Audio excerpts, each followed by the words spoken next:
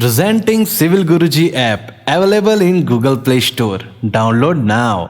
नमस्कार दोस्तों, मैं इंजीनियर रियासुद्दीन आप सभी का स्वागत है आपके अपने YouTube channel Civil Guruji the civil engineer training institute में। आज के इस वीडियो में हम बात करेंगे पीसीसी और आरसीसी के डिफरेंस के बारे में। दोनों में क्या क्या डिफरेंस होते हैं और दोनों को किस किस केस में हम लोग यूज़ करते हैं, तो जानने के लिए वीडियो को लास्ट तक ज़रूर देखें।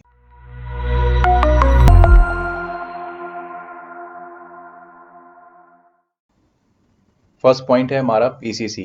पीसीसी का जो फुल फॉर्म होता है वो है हमारा प्लेन सीमेंट कॉन्क्रीट। अब जो सीमेंट सैंड और एग्रीगेट का जो मिक्सचर होता है उसे ही हम लोग प्लेन सीमेंट कॉन्क्रीट कहते हैं, यानी पीसीसी कहते हैं। अब जैसा आप ये देख रहे हैं, ये एक पीसीसी हमारा है। अब इसे हम लोग फ्लोर में या रोड वगैरह में हम लोग फाउंडेशन वगैरह में हम लोग यूज़ करते हैं।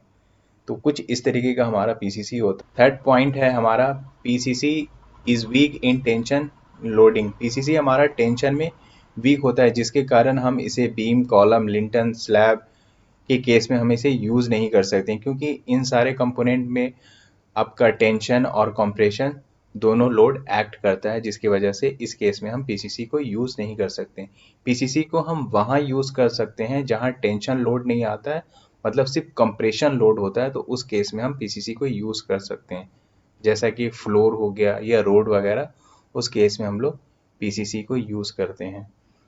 नेक्स्ट पॉइंट है हमारा कि कोई भी जब पीसीसी जो कंपोनेंट होता है हमारा, जब उस पर एक्सेस लोड जब आता है तो वो कंपोनेंट जो है हमारा वो सडनली फेलियर हो सकता है, मतलब आपको फेल होने से पहले कोई भी वार्निंग शो नहीं करेगा। नेक्स्ट पॉइंट है हमारा it is use in load bearing structure. मतलब इसे लोड बेयरिंग स्ट्रक्चर में हम लोग पीसीसी को यूज़ कर सकते हैं। अब लोड बेयरिंग स्ट्रक्चर क्या होता है?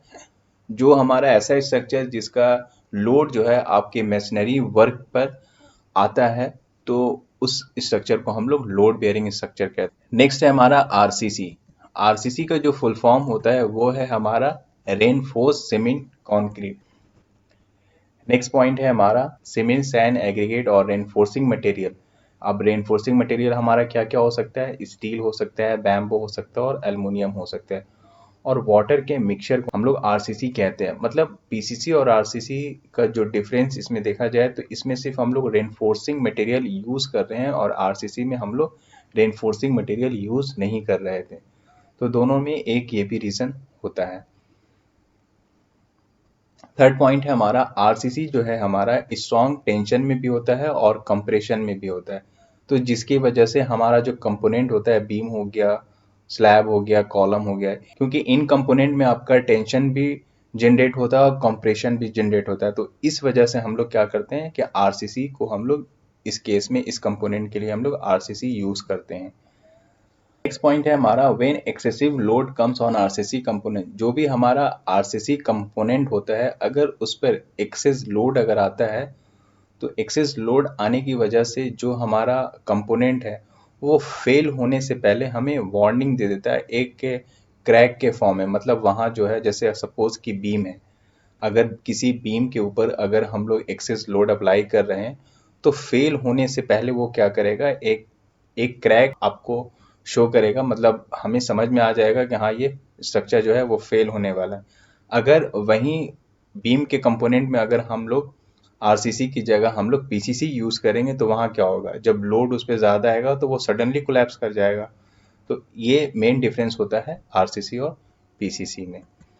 लास्ट पॉइंट है हमारा it is use in frame structure. जो भी हमारा फ्रेम स्ट्रक्चर होता है, एक बेयरिंग स्ट्रक्चर और दूसरा फ्रेम स्ट्रक्चर होता है, तो फ्रेम स्ट्रक्चर के केस में हम लोग आरसीसी को यूज़ करते हैं। तो ये कुछ अलग अलग रीजंस की वजह से आरसीसी और पीसीसी को डिफरेंशिएट किया गया है। तो आई होप कि ये वीडियो से आपको समझ में आ गया होगा कि आरसीसी और पीसीसी में मेन डिफरेंस क्या होता है। अगर आपको ये वीडियो इन्फॉर्मेटिव लगा तो ज़रूर आप अपने दोस्तों के साथ शेयर करें। तो मिलते हैं हम लोग नेक्स्ट वीडियो में एक नए टॉपिक के साथ। तब तक के लिए नमस्कार।